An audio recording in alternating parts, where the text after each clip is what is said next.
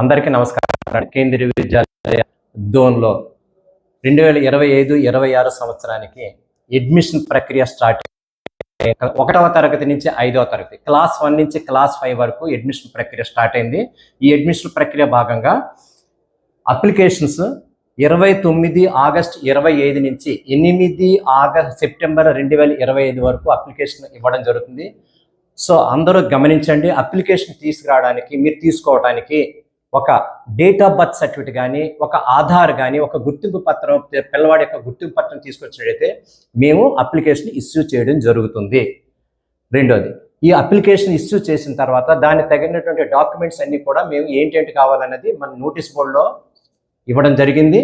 ఆ నోటీస్ బోర్డులో చూసుకొని మీరు దయచేసి ఆ సీక్వెన్స్ ప్రకారంగా మీరు అప్లికేషన్ జతపరిచి 8 సెప్టెంబర్ 2025 లోపుకి ఉదయం 9 గంటల నుంచి మధ్యాహ్నం 2 గంటల వరకు కేంద్రీయ విద్యాలయ దోన్ ఐటీఐ కాంప్లెక్స్ నందు మీరు ఇవ్వవచ్చు. ఓన్లీ పని వేళలోనే జరుగుతుంది. ఆదివారము మళ్ళీ పబ్లిక్ హాలిడేస్ తీసుకోవడం జరగదు. 8వ తారీఖు అయిన తర్వాత 11వ తారీఖున గౌరవనీయులైనటువంటి జిల్లా కలెక్టర్ గారి ఆధ్వర్యంలో లాటరీ తీయడం జరుగుతుంది. ఒక కమిటీ, గౌరవనీయులైనటువంటి జిల్లా కలెక్టర్ నంద్యాల వారు ఒక కమిటీని నియమిస్తారు. ఆ కమిటీ ప్రకారంగా ఈ లాటరీ తీయడం జరుగుతుంది.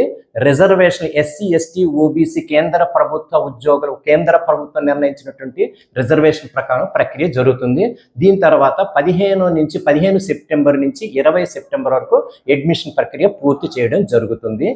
మరొకసారిగా కేంద్రీయ విద్యాలయ దోన్ తరపున దోన్ యొక్క మున్సిపాలిటీ ప్రజలకందరికీ నా శుభాకాంక్షలు, ధన్యవాదములు, నమస్కారం.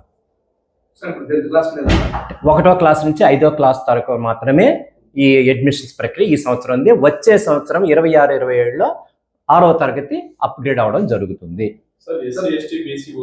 ఎస్సీ, ఎస్టీ, ఓబీసీ వాడికి కేంద్ర ప్రభుత్వం నిర్ణయించినటువంటి రిజర్వేషన్ ప్రాతిపదిక మీద జరగడం జరుగుతుంది.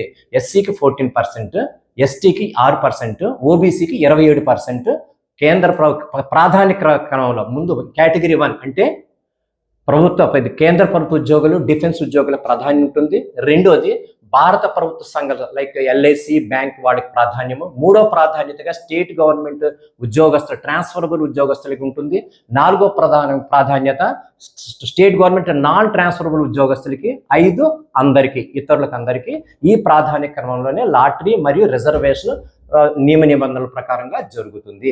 దీనికి గౌరవనీయులైనటువంటి జిల్లా కలెక్టర్ నంద్యాల వారు అధ్యక్షతన ఈ లాటరీ జరుగుతుంది.